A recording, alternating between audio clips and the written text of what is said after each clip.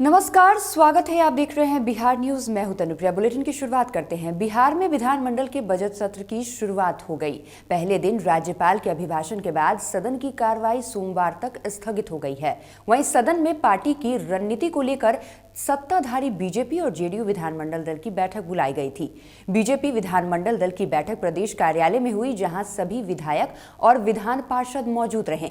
BJP की बैठक में प्रदेश अध्यक्ष संजय जायसवाल, दोनों डिप्टी सीएम के अलावे कई अन्य वरिष्ठ नेता मौजूद रहे। बीजेपी की बैठक में कई विधायकों ने यह बात उठाई कि बिहार में भले ही हमारी सरकार है, लेकिन हमारी बात कहीं नहीं सुनी जाती है। अफसर बीजेपी विधायकों से अधिक जेडीयू नेताओं को तवज्जो देते हैं। बीजेपी विधायकों की शिकायत पर नेतृत्व ने कहा है कि इस सारी समस्याओं को दूर किया जाएगा। बिहार के मंत्री जले पर नमक छिड़कने का काम कर रहे हैं। लोग पेट्रोलियम पदार्थों के मूल्य वृद्धि से त्राहिमाम कर रहे हैं और मंत्री जी कह रहे हैं कि इससे कोई खास फर्क नहीं पड़ा है। लोगों को महंगाई की आदत हो गई है। नीतीश कैबिनेट के ज्ञानी मंत्री जी की बात सुन आप भी दांतों तले उंगली दबा लीजिएगा। भाजपा नेता और बिहार सरकार के पर्यटन मंत्री का महंगाई पर अजीबोगरीब बयान सामने आया है। पेट्रोल, डीजल और रसोई गैस के बढ़े दामों पर मंत्री नारायण प्रसाद कह रहे हैं कि इससे जनता परेशान नहीं है। पेट्रोल डीजल के दाम बढ़ने से तो नेता परेशान है, जनता नहीं। उन्होंने कहा है कि आम जनता गाड़ी से नहीं बस से चलती है, इसलिए आम लोगों को बढ़े दाम से कोई खास फर्क नहीं पड़ता। जी, वो कुछ लोग साइकिल से गया था, वो एक दिन 2 दिन का बात है। उनको दिखाने के लिए गया था, अपना इम्पोर्टेंस बढ़ाने के लिए गया था, जनता को दिखाने के लिए। लेकिन तेल का दाम जो बढ़ोतरी होगा तो थोड़ा सा असर पड़ेगा ही। और पुनः इस पर जो हमारे लोग इस पर चिंतन कर रहे हैं, मनन कर रहे हैं और कोई ना कोई चलते हैं, ट्रेन से चलते हैं। तो खास लोग आपको गाड़ी से तो सर उसके भाड़ा में परिवर्तन भाड़ा तो बढ़ेगा ना सर, भाड़ा तो बढ़ेगा ना, प्रभाव तो पड़ ही रहा है। आंशिक रूप से थोड़ा सा बढ़ सकता है। त्राहिमाम कर रही है जनता। नहीं, ऐसी बात नहीं है कि जनता त्राहिमाम कर रही है, नेता त्राहिमाम कर रहे हैं। सर आपको असर नहीं हो रहा है? आपको असर नहीं पड़ रहा है? इतनी महंगा पेट्रोल तो थोड़ा सा तो आंशिक रूप में आता ही है। कोई चीज़ बढ़ता है तो आंशिक रूप में तो थोड़ा आता ही है। तो जनता को भी तो असर पड़ेगा सर, आप बोल रहे हैं। जनता जो आ जाती है, आदत हो जाता है। सरकार जो बजट लाती है उसको महसूस करती है कि बजट जो आया है तो किसी कारणवश आया है। महंगाई की आदत अब जनता को हो गई। जी।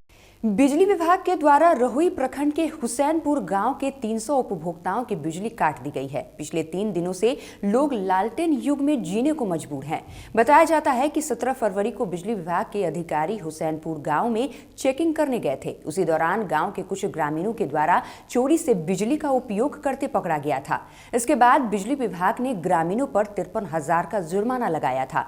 जुर्माना लगाए जाने के बाद ग्रामीण भड़क गए और कर्मियों के साथ अभद्र व्यवहार किया, जिसके कारण बिजली विभाग द्वारा पूरे हुसैनपुर गांव का बिजली काट दिया गया।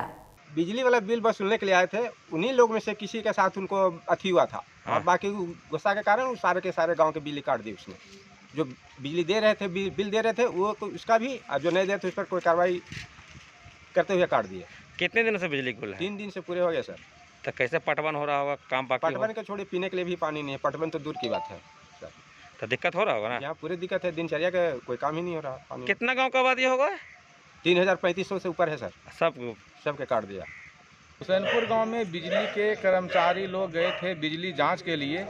उसमें कुछ लोगों ने बिजली कर्मचारियों के साथ अभद्र व्यवहार किया, जिससे गुस्सा में आकर उन्होंने पूरे गांव का बिजली पिछले 3 दिनों से काट दिया।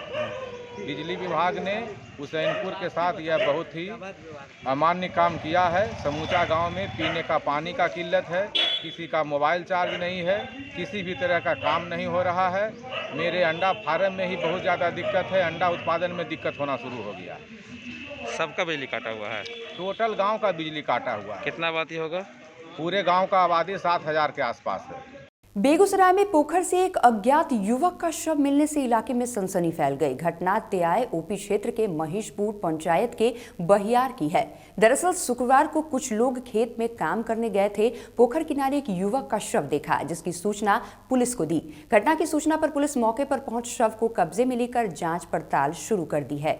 आज महेशपुर पंचायत में नून नदी के किनारे एक युवक का लाश फेंका हुआ था। हम लोग अपना प्रशासन को खबर किए, प्रशासन जी आए और डेड बॉडी को गाड़ी में लोड करके चले गए।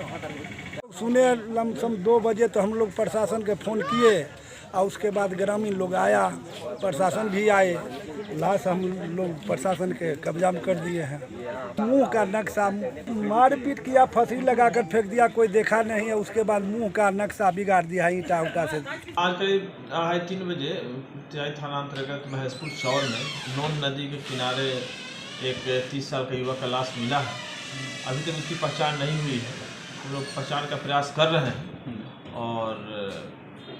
और उस पर आवश्यक कार्रवाई हम लोग कर रहे हैं। पोस्टमार्टम के लिए भेज दिया गया है। बेगूसराय दौरे पर पहुंचे भाजपा के राज्यसभा सांसद राकेश सिन्हा ने विपक्ष पर जमकर हमला बोला। राकेश सिन्हा जहां चीन मामले को लेकर कांग्रेस और राहुल गांधी पर हमला बोला, तो वहीं जम्मू कश्मीर के पूर्व मुख्यमंत्री महबूबा मुफ्ती को भी आड़े हाथों लिया।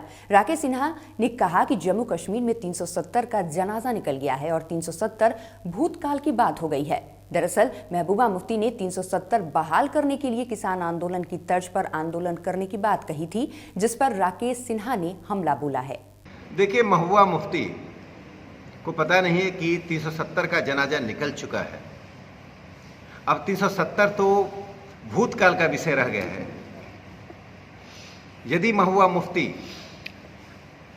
देश विरोधी बयानों से बाज नहीं आती हैं तो उनके साथ भी देश का संविधान, देश का कानून और देश की जनता वही सलूक करेगी जो एक राष्ट्रद्रोही के साथ किया जाता है।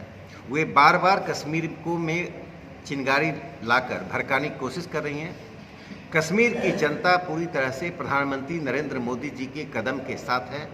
दुनिया की कोई ताकत 370 के बहाल करने की बात कल्पना भी नहीं कर सकती। कि चीन के बयान के बाद कांग्रेस पार्टी और उनके मित्र दलों को पहले देश की जनता से माफ़ी मांगनी चाहिए।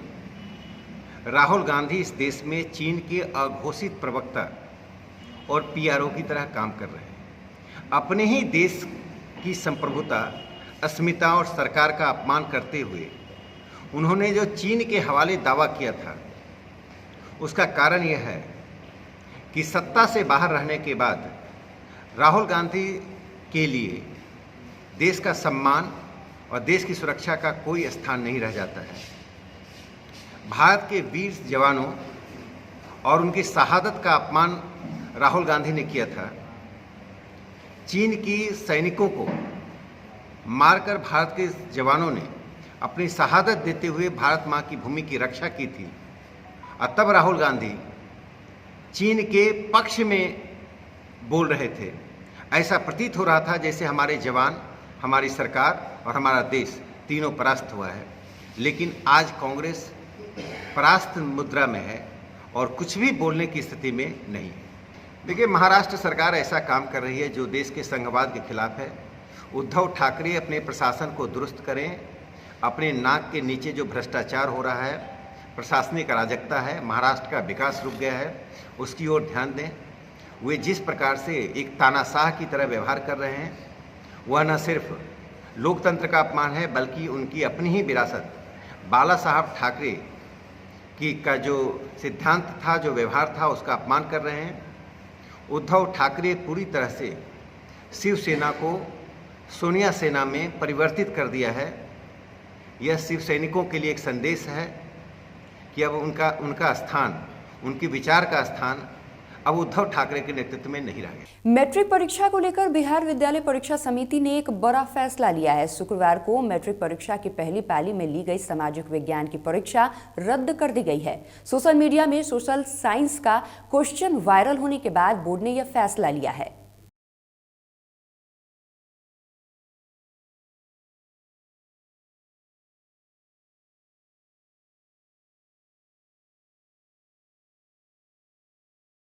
खबर हाजीपुर से है, जहां स्टेशन चौक के पास यातायात नियमों के अनुपालन के नाम पर पुलिस ने बिहार राज्य परिवहन निगम के बस चालक के साथ मारपीट और गाली गलौज की, जिसके चलते जमकर हंगामा हुआ। घटना को लेकर स्टेशन चौक के पास काफी देर तक अफरा तफरी का माहौल कायम हो गया।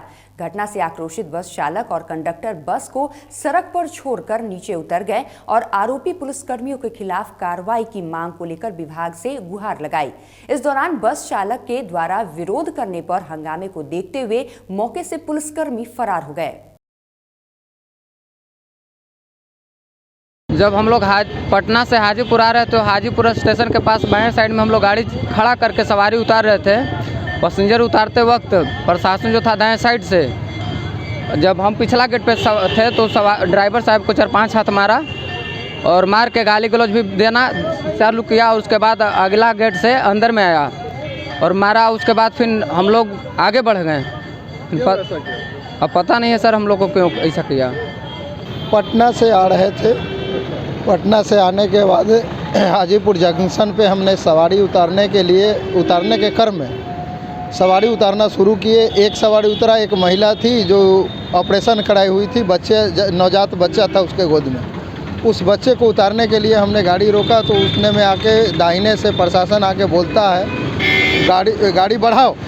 हम बोले सर नवजात बच्चा है, ऑपरेशन महिला है, इसको उतर जाने दीजिए, बढ़ाते हैं। इतना ही बोले हैं, उसमें मतलब उल्टा पुल्टा गाली लफ्ज़ बोल करके और हम पर हाथ चला दिए और कान में इतना ज़ोर से मारे कि अभी तक मशीन की तरह मेरा माथा घूम रहा है और कुछ सुनाई भी नहीं दे रहा है। थोड़ा थोड़ा सुनाई दे रहा है एक कान से और एक कान मेरा बहरा हो गया है। किस वजह से? बिना वजह के। कौन लोग का? प्रशासन है। कौन लोग पहचान रहे हैं? हाँ उनको पहचान रहे हैं, देख लेंगे तो पहचान जाएंगे। दरोगे होंगे, दरोगा से नीचे होंगे। थोड़ा सा पर्सनालिटी है उनका, सावले है, घोड़े आती सामले है, चकैट है थोड़े से, और स्टेशन पे ही बराबर वो मारते रहते हैं, कभी टेम्पू वाला को कभी बस वाला को बराबर मारते हैं। ऐसे तो नहीं करना चाहिए, नहीं मारना नहीं चाहिए, ये वो बोली है। वो लोग पैसा वैसा भी वसूलता है क्या? अब ये तो हम लोग से तो नहीं अभी तक पैसा वसूला है, ना मांगा है हम लोग से। अरवल जिले के कुर्था प्रखंड अंतर्गत बेनीपुर गांव के पास सड़क दुर्घटना में एक युवक की मौत हो गई। जानकारी के अनुसार 12 गांव निवासी नीरज कुमार अपने एक साथी के साथ किसी काम से धरनई गए थे। लौटने के क्रम में पीछे से पिकअप वाहन ने जोरदार टक्कर मार दी, जिसमें नीरज कुमार की मौत हो गई, जबकि एक युवक घायल हो गया। मृतक के परिजन ने कुर्था थाने में आवेदन देकर अज्ञात वाहन के खिलाफ मामला दर्ज कराया। हालांकि मृत युवक को अरवल सदर अस्पताल में अंतर परीक्षण कराई गई। वहीं मृतक के परिजनों को प्रखंड विकास पदाधिकारी राजेश कुमार द्वारा पारिवारिक लाभ योजना के तहत 20,000 का चेक प्रदान किया।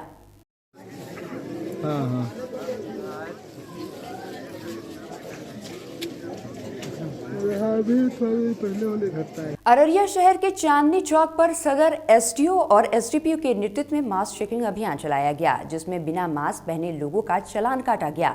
एसडीओ ने बताया कि कोविड-19 गाइडलाइन के अनुसार सार्वजनिक स्थानों पर सभी लोगों को मास्क पहनना अनिवार्य है, लेकिन अब कई लोग बिना मास्क पहने ही सार्वजनिक स्थानों पर आ रहे हैं। ऐसे लोगों से जुर्माना वसूल कर सख्त निर्देश दिए जा रहे हैं। सब पता है कि अभी भी कोरोना का जो डर है और जो उसका संक्रमण है उसका भी समाप्त नहीं हुआ है। अभी हम लोगों ने प्रशासन ने कुछ दिन पहले कोरोना का टीका लिया था और कोरोना का टीका लेने के उपरांत बताया गया कि आपको 3 चीज़ों का अभी भी ध्यान रखना है, सोशल डिस्टेंसिंग का, मास्क और सैनिटाइज करना है। तो इससे स्पष्ट है कि कोरोना से जंग अभी जीते नहीं हैं हम लोग, कोरोना से लड़ाई चल रही है। उसी के क्रम में जो मास्क जो पहनने के लिए ड्राइव है उसको हम लोगों ने फिर से स्टार्ट किया और जो लोग मास्क नहीं पहन रहे हैं उनको मास्क के फाइन की कार्रवाई की जा रही है। और आप लोग के माध्यम से सभी जनता से अनुरोध कर रहे हैं कि कोरोना का जंग अभी भी नहीं ख़त्म हुआ है, हम लोग की लड़ाई जारी है। तो आप लोग से अपेक्षा है, आप लोग से ये अनुरोध भी है कि आप लोग इस लड़ाई में लगे रहें और जो सरकार का नियम है उसमें जो 3 चीज़ों को हम लोग को करना है, जैसे कि मास्क पहनना, सोशल डिस्टेंसिंग और हाथ की सफाई। और इस वक्त के बुलेटिन में बस इतना ही। आप देखते रहिए बिहार न्यूज़। नमस्कार।